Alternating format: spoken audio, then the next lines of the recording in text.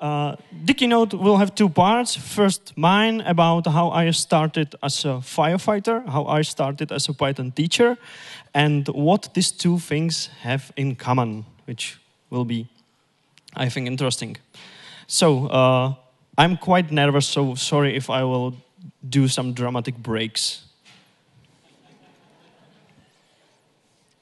So, I became a fireman when I was just 6 years old.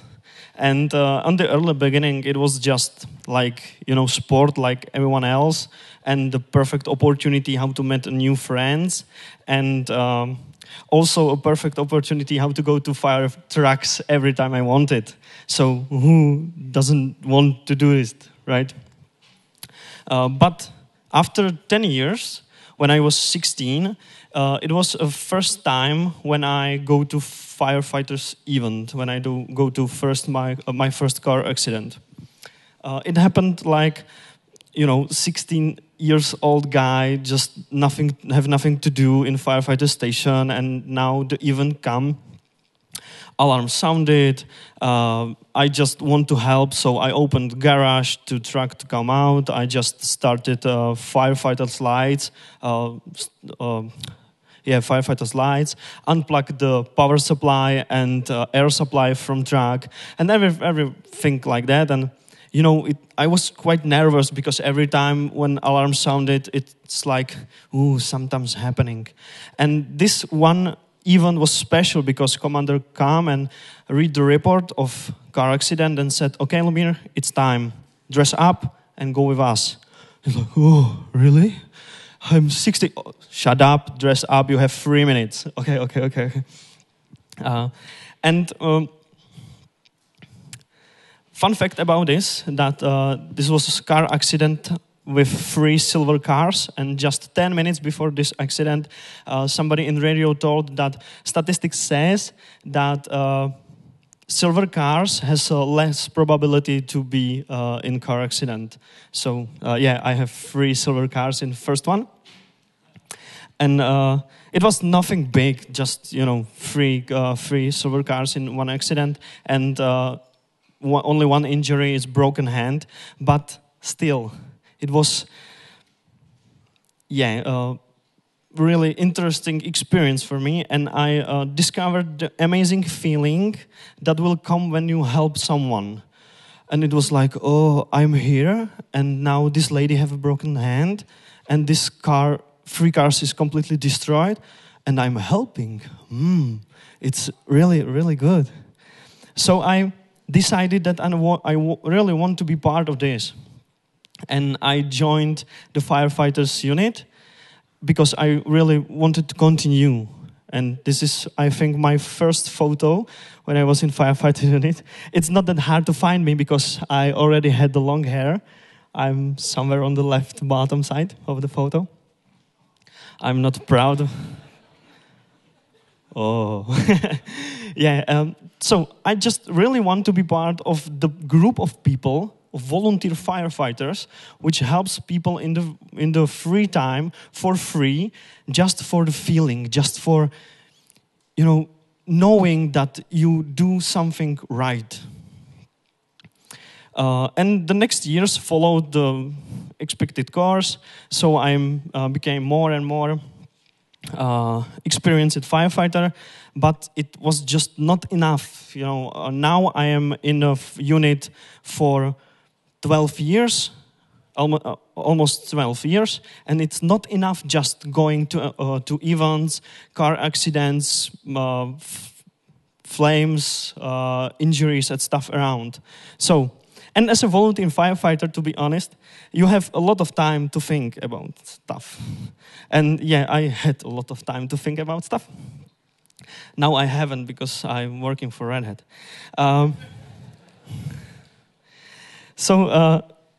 The thing I was thinking about was, how can I help people before they need me? It's like, okay, it's perfect to save somebody's life. It's perfect to fix some car accident, etc., etc. But how can I help before they need me?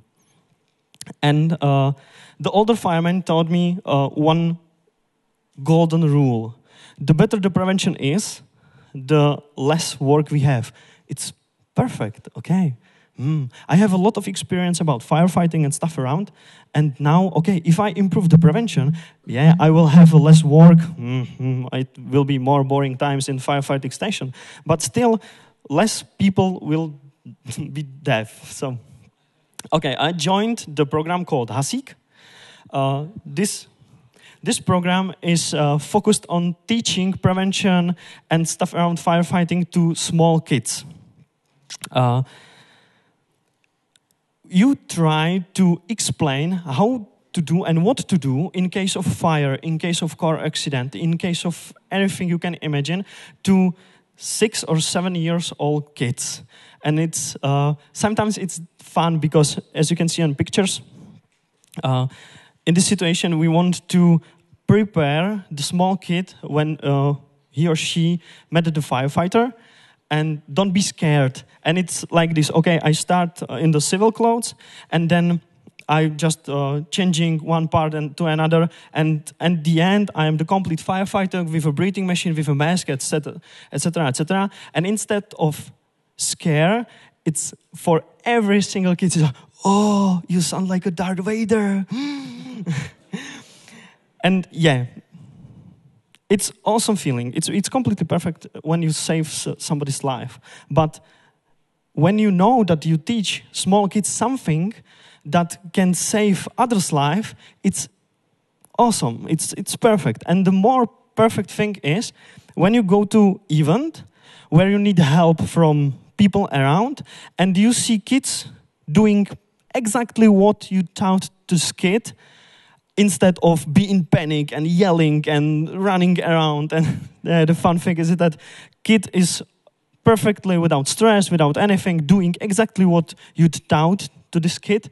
And on the other side of the road is his or her mother and yelling and in panic and collapsing and everything is bad and we die here.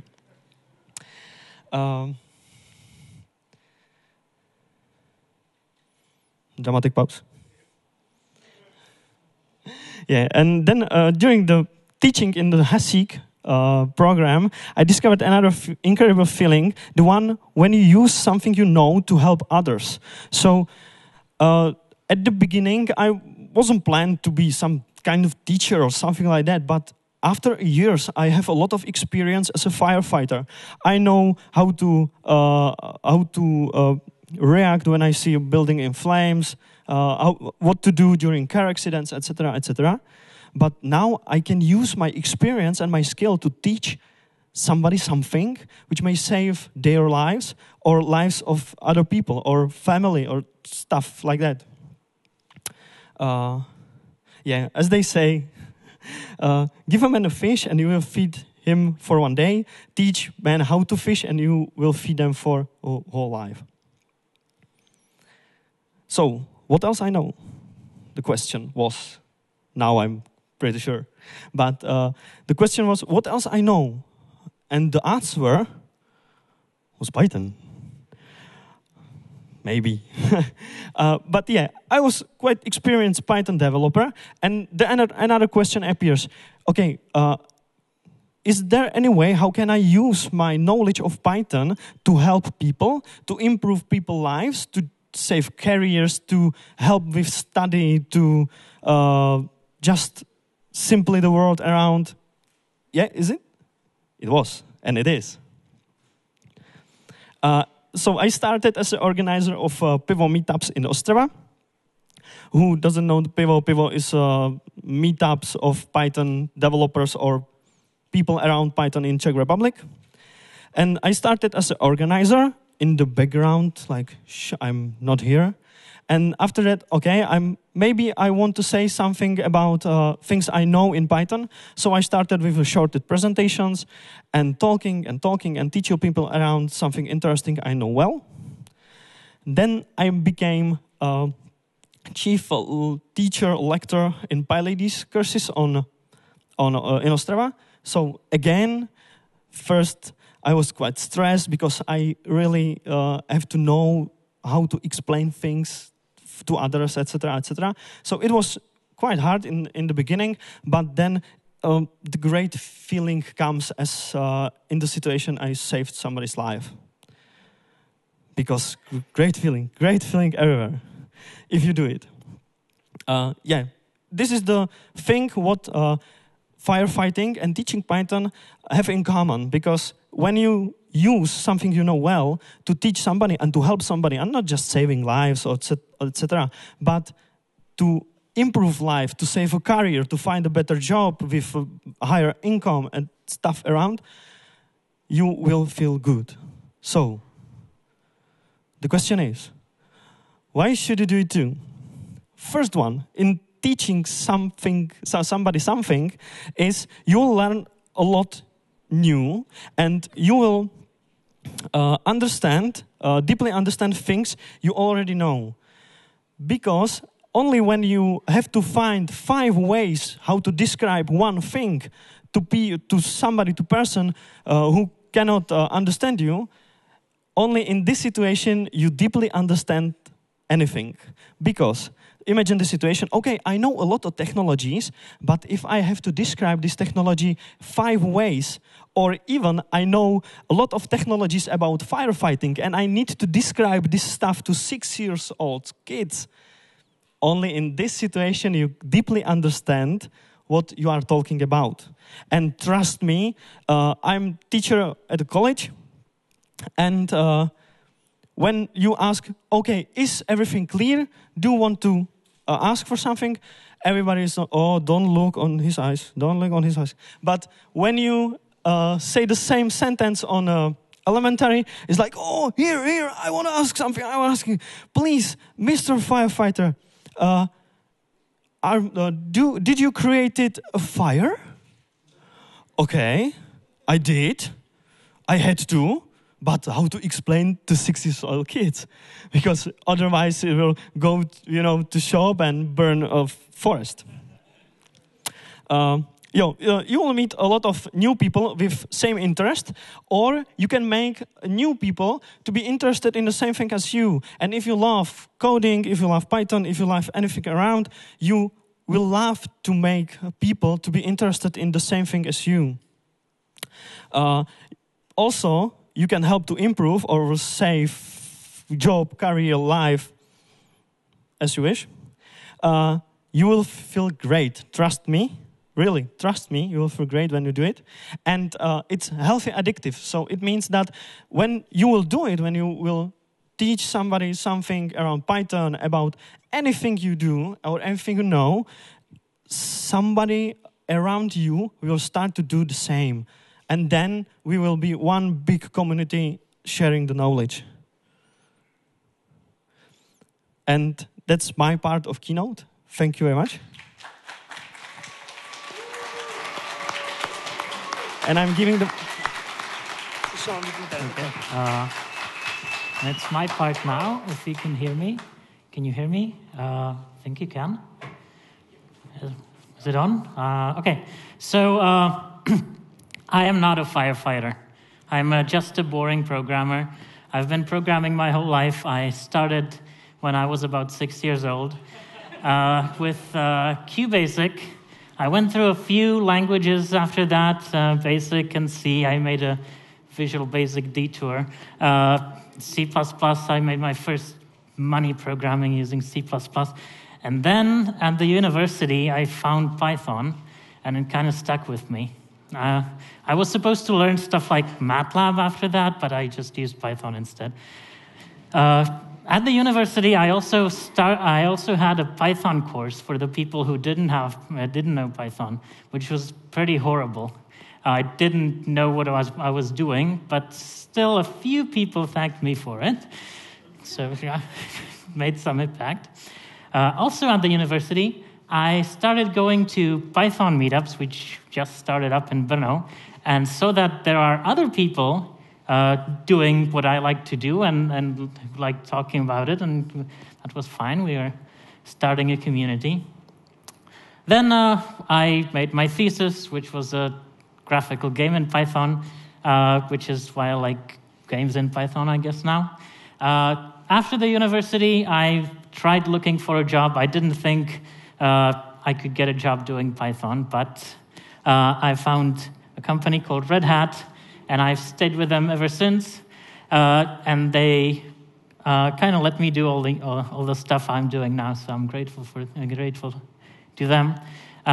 Just when I started, I went to my first big conference, to RuPi 2012. Has anybody been at RuPi? Oh, I'm an old-timer now. So yeah, there was a conference, there was the meetups, and at the conference, or before the conference, there was something like we have Django Girls today. There was a Rails Girls and PyLadies workshop, like build your first web app in either Rails or Django, because Django Girls weren't around back then. I thought that was a neat idea. I didn't sign up for it, but I talked about it a bit with Lynn, the lady in pink over there, who's the founder of PyLadies San Francisco, and she was in Brno for a few months, and she really wanted to start a PyLadies chapter in Czech Republic. Now, what PyLadies do over the world is just meetups for women who like programming, but there weren't enough women who programmed in Python and wanted to meet others who were doing the same. So that idea didn't kind of work out, and she left a bunch of stickers that nobody wanted, basically. But a bit after that, on the Facebook page for our Python community, came 3 girls who wanted tutoring for their Python course at school, and they wanted to pay the tutor, which was really weird for us. I mean, there are these girls who want to interact with us, and and they want to pay for that. It just didn't make sense to us. These are actual reactions. I'm sorry if it offends someone. That's 2013. Maybe it's better now, but well. There were also other more sane reactions, like, we're trying to start PyLadies here. We're trying to find a way to make workshops, and here are people who want to come. This is perfect. We don't have to search for them. So we exchanged a few emails and started a tutoring group. It turns out their school course they wanted help with was made for computer science students, and they used examples like this for motivation. And the girls were studying library science or library studies, and this didn't really motivate them. And the course was, I mean, this is very interesting to me. But there are people who aren't interested in this. So they weren't very motivated to study that course, and most of them just wanted enough information to pass the exams, which, well, I signed up for tutoring, so I provided that information.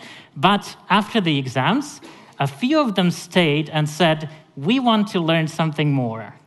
So after about 6 tutoring sessions, we had about 25 meetups, about 6 months of weekly meetups, where I just came and told them something about Python. We made a project together, explained how something works, like HTTP or stuff like that.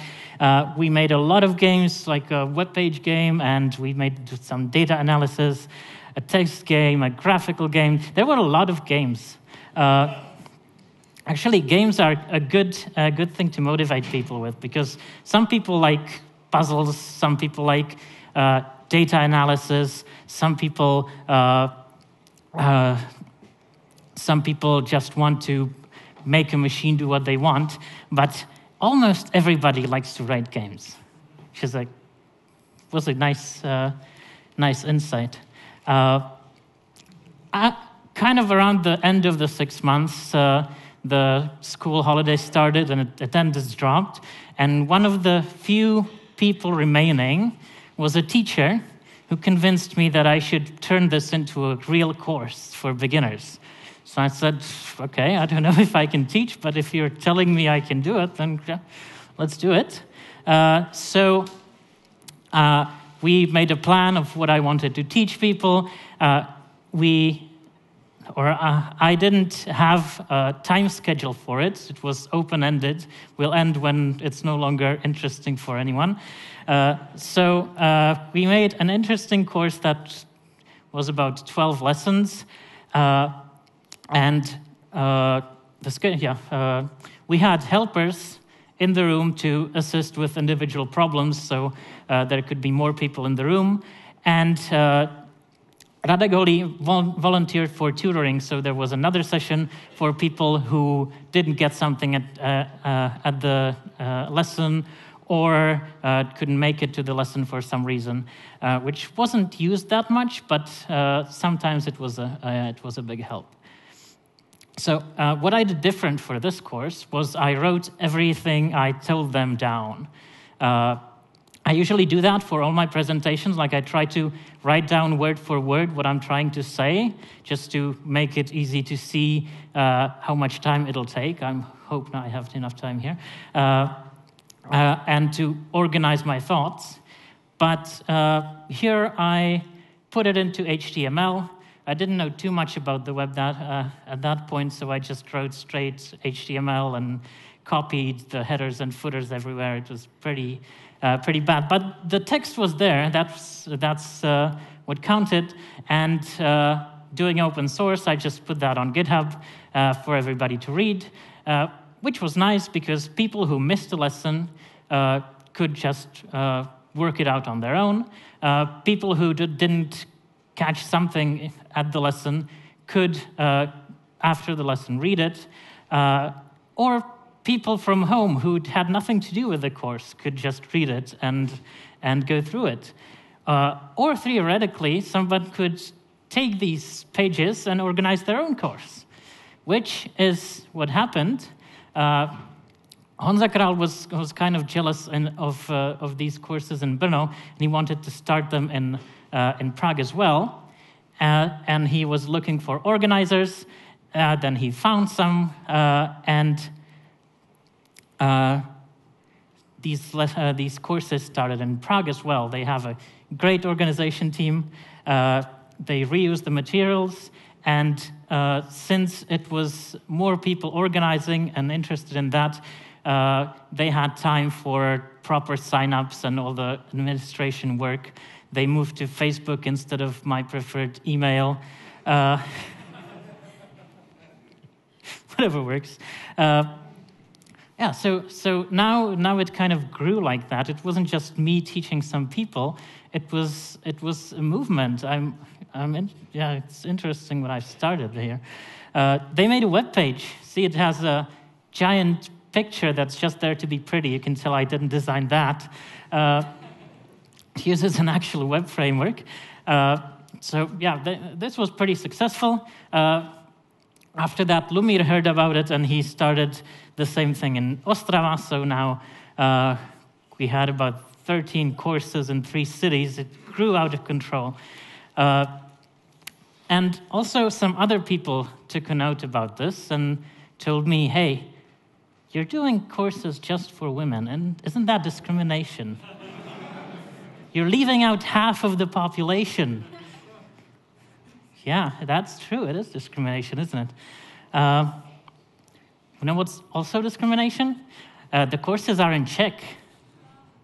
I'm leaving out 99.9% of the population there. Some people actually emailed me, I wanted an English version of this. Why won't you teach me in English?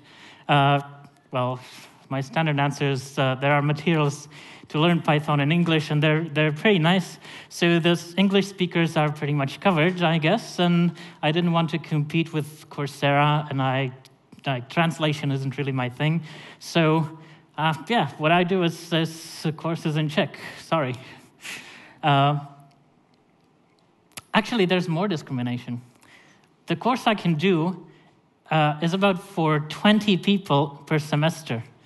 This leaves out 100% of the population, right?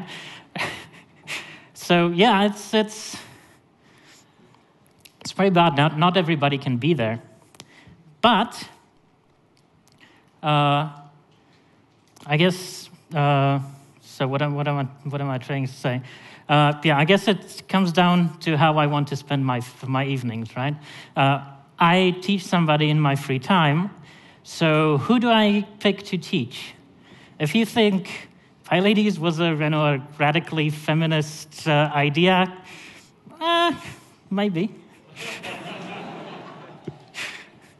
Yeah, there's a lot more stereotypes in these beginner courses than it might seem. Because, I want to be clear here that I'm talking about the beginner's course for PyLadies, not about the organization itself.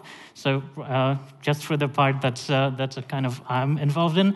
But when you design a course, you want to know who you're designing it for. You want the whole class to be at the same level. You want to know that level so you can tell them things that they'll understand and that they'll understand. So my persona was a complete beginner who doesn't know anything about tech but is motivated to learn, and that is stereotypically a female. Right? So that's that. Also, another stereotype: women are shy. If you do a course for everybody, you'll get 19 guys and 1 girl. If you do a course for just women, you'll get 19 women and a guy who says, well, there's one thing I don't really fit in, but why not sign up? And stereotypes are mostly statistics, so yeah, it does work in practice. And, universities and stuff are full of programming courses for everyone, so why not give the girls a little extra motivation, because, it's lonely without them. You probably noticed the trend of people and companies getting more women into IT, and maybe you ask the questions, why are women so special? It turns out they're not that special, they're just an easy first target. So what we want to do here is change the situation where you have teams where everybody's the same and everybody's afraid to step out of line. It's if you have a team where everybody's the same, it's hard for someone different to join. It's hard unconsciously for the one who's hiring, and it's also hard to ask for that job by the person who's coming, right? So if we try to get more shy people, or if we try to get more women, we remove kind of this barrier of trying to fit in. We get a little more diversity. Oh, I said the word diversity in Czech Republic. Just a tiny bit more. We make it a tiny bit more normal to be different. And that makes it easier for more different people to come. So then you have teams that are all different, and it becomes harder to think this person is weird, even subconsciously, and having that influence your decision, right? As someone who hires people, and it also makes it easier to come to the team, and then you're not missing out on the good programmers that happen to wear a skirt or happen to be shy or whatever, right? So it's a tool to get more of the population into the teams. Yeah, so that's kind of what I think about this diversity thing. If you don't agree, I don't really care. See, it makes sense to me. So I help PyLadies. If something else makes sense to you, you're perfectly free to help anyone you want, right? You can help a group of alpha males. You can help a group of miners from Ostrava. You can go help homeless people. You can go help left-handed Inuits, or make a course for everybody. I mean, If you see somebody dragging in a direction you don't agree in, try to drag in a good direction instead of pushing against. Right? And also, if you want any help organizing a course of any kind, please talk to me or anybody who organizes these courses. We'll be very happy to help you. It's not trivial to make a course, but it's definitely doable. It does take some time and a dedication. But if you want the know-how, if you want the materials, we'll be very happy to help in any way we can. Right. So I've been arguing for PyLadies a lot, but turns out I'm actually not a PyLady. You can tell by the beard.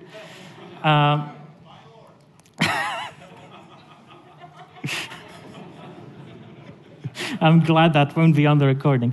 So yeah, I bootstrapped the organization, but now they're doing pretty well on their own. They have organization teams, even in Brno, where everybody just thinks I'm the main contact person. I'm not.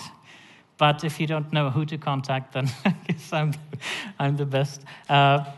So I just act as a mentor. I'm a mentor at the PyLadies Beginners course. That's my relationship with that organization. And so I teach courses for them, and in return, they may help me make sure that the materials I write for the courses stay relevant and stay understandable, which is really good. If you write some tutorial, you really want live feedback for it. Otherwise, you really don't know how people react to it. And since there are PyLadies, I don't have to organize anything. I don't have to go and find venues and communicate with people on Facebook and stuff like that.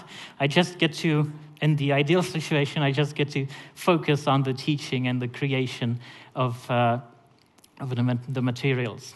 And that leaves me free to do other things. So last semester with Miro, we organized a course for university students at ČVUT here in Prague.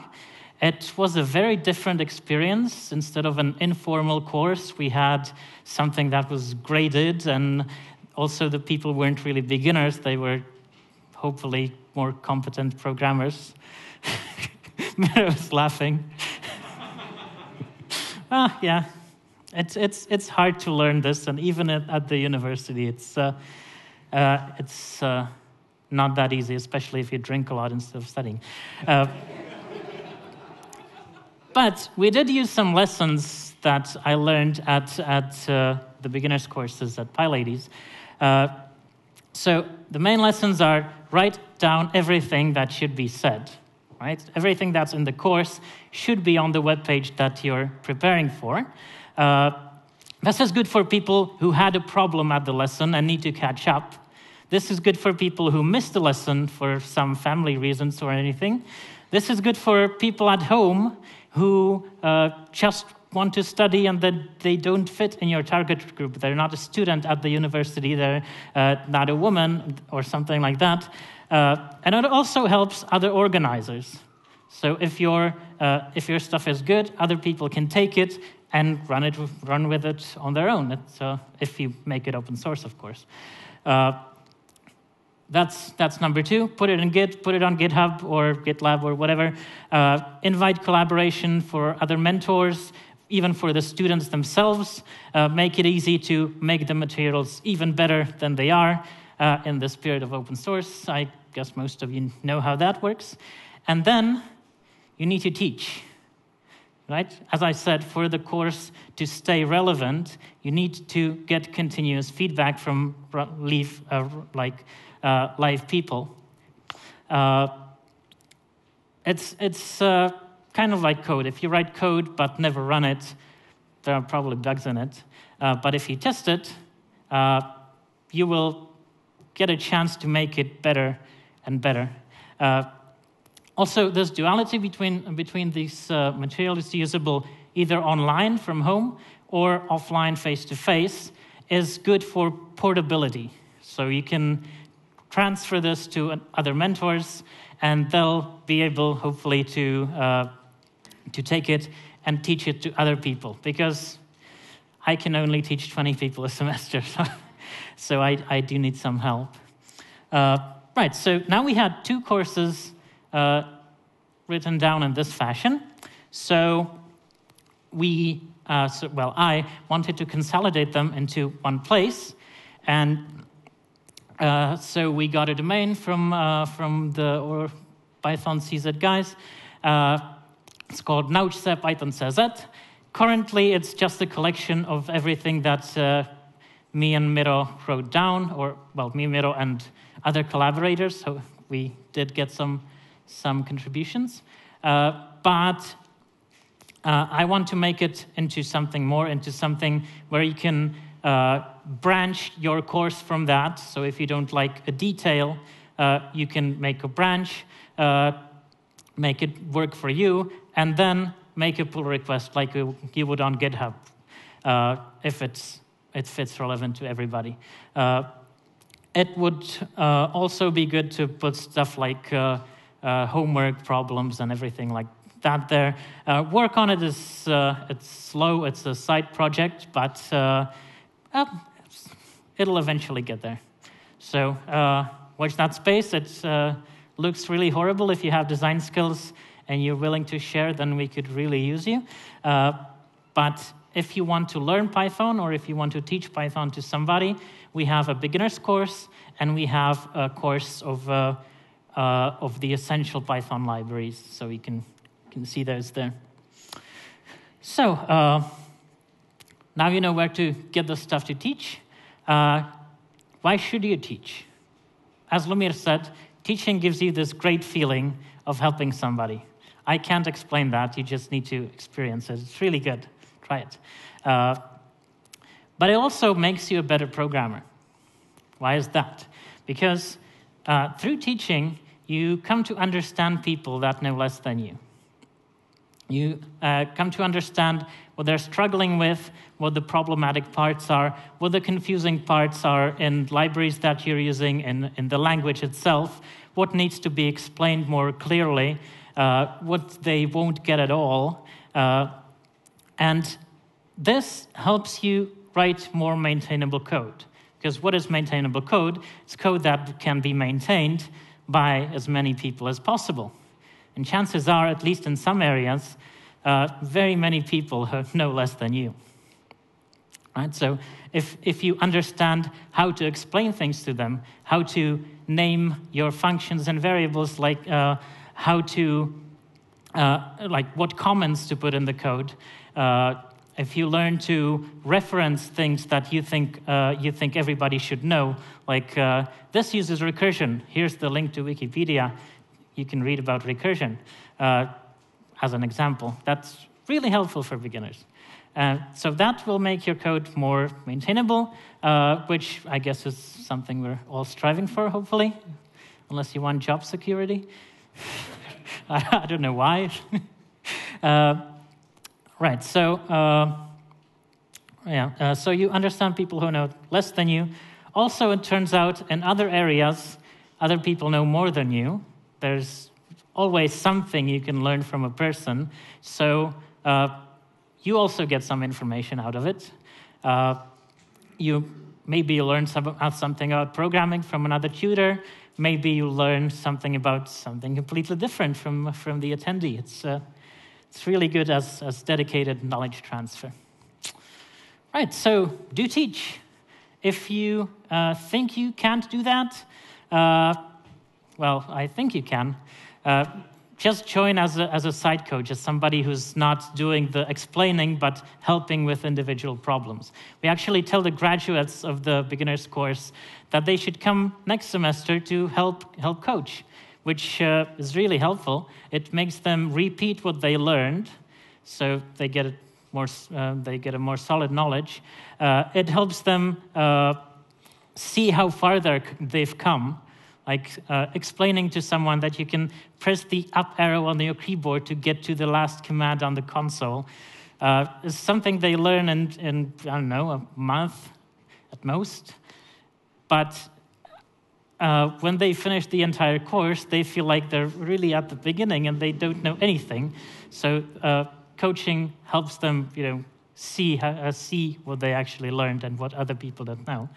And of course, it helps build a community, and it helps us because when there are the beginner questions, we don't have to spend time on them, and we can help more people at the same time. So if they can do it, so can you. So try to get in touch with some of the organizers. Come to a lesson and try coaching. Maybe you'll like it a lot and branch off your own course even. Right, so that was my call to action. Here's another one. If you want to hack on Nauč se Python CZ, we'll have a sprint on Saturday. I will try to make it beginner-friendly. I will try to have some very hard tasks there if you'd like. So come say hi. And if you have any questions for me or for Lumir, who should be on the stage somewhere, then fire away. Ooh. Okay.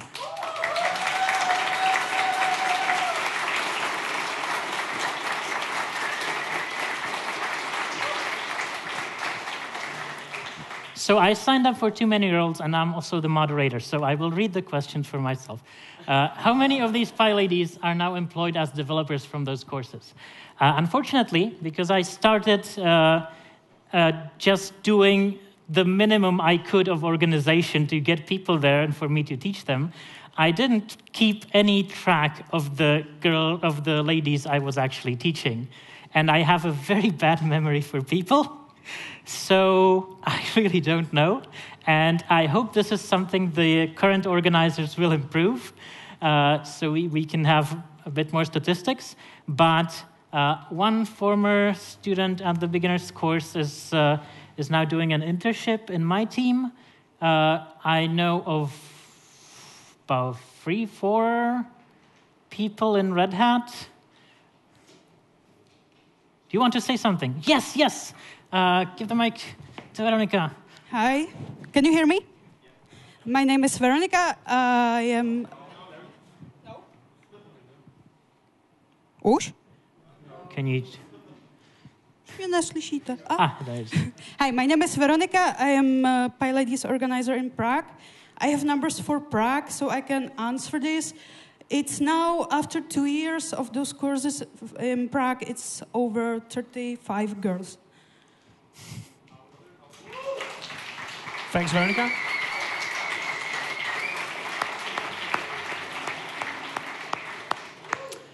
Alrighty. So how much does a Python developer earn compared to other programming language developers? That depends a lot on how much do you know, what kind of Python developer you are. I honestly got hired or looked for work in Python instead of Java or something because I wanted to code Python and not because there was more money in it. But it's enough. And that's enough.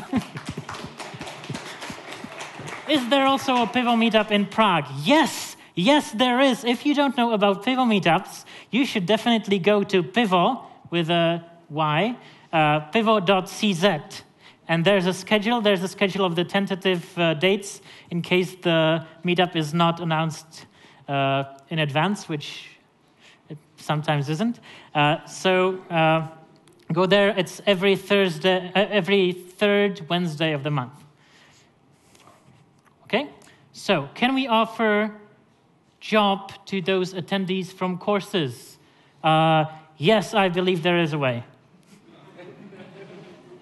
I'm sorry, I'm not the organizer. I just teach, and I try to stay away from the organization. Veronica has details, I think. Yeah, just ping organizers. Yeah. Sorry, Veronica, for directing more people to you. Of course, you can offer the job for attendees or graduates from PyLadies. Just ping the organizers. Depends on Ostrava, Brno, Prague, situation. We can promote you at the beginning of the course, everything. But there is one thing I have to warn you. The beginner's course makes you a Python beginner. It doesn't make a junior developer, right? So you can hire an intern and teach them. You have a pretty high chance that they're motivated to study more, but they won't really know enough to be a junior. All right, we're almost out of time. Do you see any differences in how the ladies think, approach computer science compared to guys? I haven't taught enough guys. Yeah, somebody should do a comparative study, which will, I guess, be more statistics than stereotypes. Yeah, I don't know. Sorry. So, are you planning a kind of course for kids? There are so many plans. I can't do it all. But if you want to help, please talk to me, and I'll give you lots of tasks. And if you want there to be a kind of course for kids, I can tell you what to do so you can make it happen. Typical open source answer, right? Patch is welcome. Do you or other mentors organize advanced courses for PyLadies? Yes, other mentors do. Lumir has some advanced courses in Ostrava. There's PyWorking in Prague. So yes, I think these courses are not really limited to women, though. No, it's not. And in Ostrava, it's based not on written materials, but it's based on the project. So every graduate from PyLadies can come with project, and we will be there and help with troubles, issues, and solve the problems and move the PyLadies forward to solutions. So yeah, Advanced PyLadies is here in Prague, in Ostrava, in Brno. And it's not limited only to ladies. Right. I think we're hopelessly out of time now. So thank you for enduring this, and see you at my next talk.